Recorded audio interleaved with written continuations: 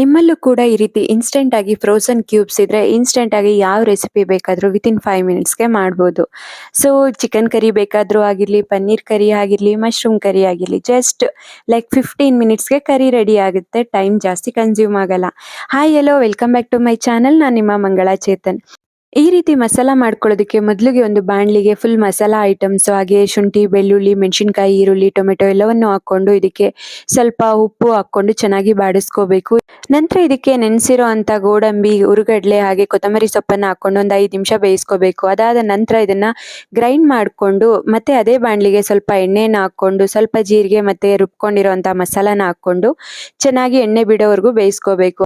ಮಸಾಲೆ ಎಲ್ಲ complete combine ಆದ್ಮೇಲೆ ಇದನ್ನ ಒಂದು 5 ನಿಮಿಷ ಬೇಯಿಸ್ಕೊಂಡು ಆರೋದಕ್ಕೆ ಬಿಡಿ. ಕಂಪ್ಲೀಟ್ ಆರಿದ್ಮೇಲೆ ಸಿಲಿಕಾನ್ ಮೌಲ್ಗೆ ಟ್ರಾನ್ಸ್ಫರ್ ಮಾಡಿ ಓವರ್ ನೈಟ್ ಡೀಪ್ ಫ್ರೀಸರ್ ಅಲ್ಲಿ ಇಡಿ.